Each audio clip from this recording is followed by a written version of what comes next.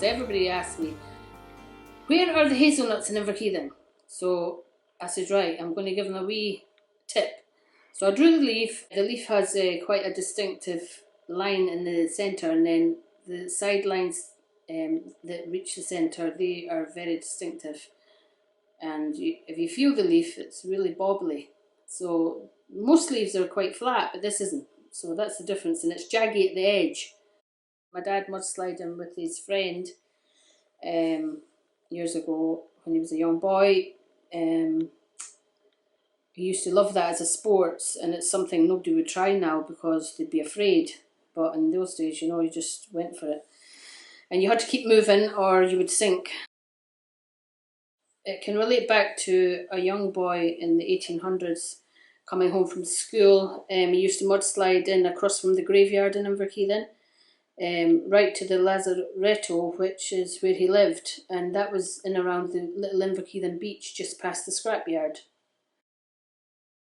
The Lazaretto was a quarantine building for people that had cholera. And it was specially made, the bottom of it had no base. It was just beams, and they could wash the germs out of the house very easily into the sea.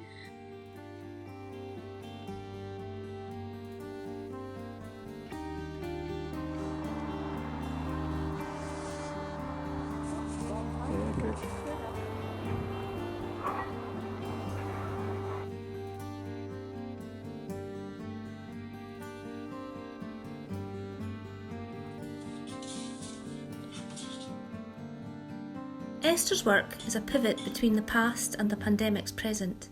There's a kind of motherly care in her choices, and as a sewer, she was interested in the caring nature of hands. Her response to COVID was to immediately learn to make masks. She chose child-friendly fabric to encourage children to wear them. The drawing of the mask skull expressed the horror and fear many were feeling. Inspired by the physic garden at the old friary, she also focused on healing plants.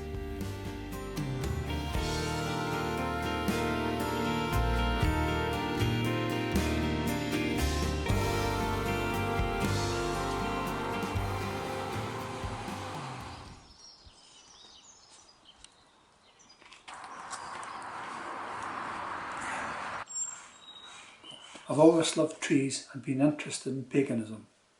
I got interested in the witch hunts in Inverkeithing and represented this on the apple trees at Witchnow Park. I picked up on the number 51 when we found out that 51 women were accused of being witches in Inverkeithing. First I hung 51 pieces of fabric on one of the trees, then made 51 crescent moons for the second tree. Drilled a wee hole in the centre. And you see sanded in some wire. Right. Yeah. I see now. I know, it's a wee mould. I loved when we were all working together. I hope that people see the trees and are curious and wonder the meaning behind them.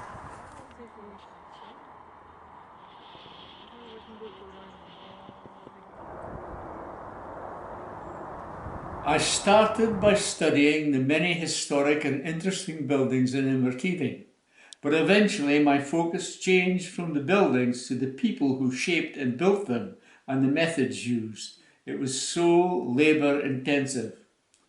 This is a method of cutting stone. What you've got here is 2 barrels of oil or water, I don't know which.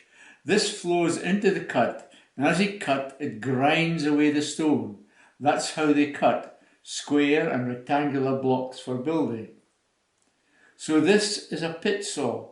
All joists and square timber was cut by this means, and you only cut when you pull downwards, man in the pit. Lifting, the man on top, he's not cutting anything, he's just lifting the saw for the next cut. Put a wedge in the end to make sure the wood doesn't bend. Up till now, you've just seen men working, but in actual fact, women did more than their fair share, but there's not much recorded of what they did. But here is one thing that is definitely their expertise: brewing, very important.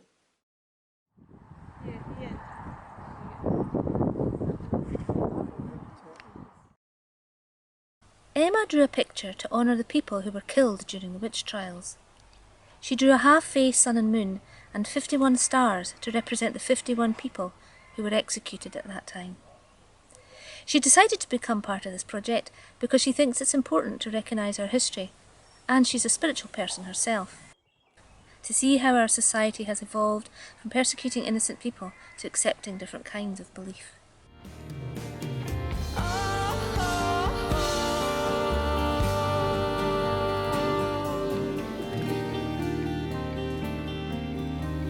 "12-year-old Hope kept a photographic diary of lockdown during her daily walks, which offered a rest during schooling at home. Themes emerged of the ex-industrial nature of the landscape in Inverkeithing and the lush, unchecked growth of vegetation during that warm summer of 2020. Decaying and rusting machinery, crumbling masonry and blasted land reflect Inverkeithing's past industry and neglect, while the vegetation suggests growth and hope. She interspersed this subject matter with unusual and experimental self-portraits. She developed her process by choosing which images to include and editing them with vivid and even surreal colour. Hope roams these streets at night. It's looking for a light. Donna has always felt that while, for example, Couris has been preserved, Inverkeithing's rich historic buildings have been destroyed and lost. She researched old maps, photographs, illustrations and texts in an attempt to reconfigure old Inverkeithing in drawings. She was also very interested in the witch hunts and found out the names of the 51 people, mainly women, who were accused of witchcraft in the 1600s. Donna remembered as a girl in the 80s seeing a crude relief sculpture of a Janus head on the roof of the townhouse.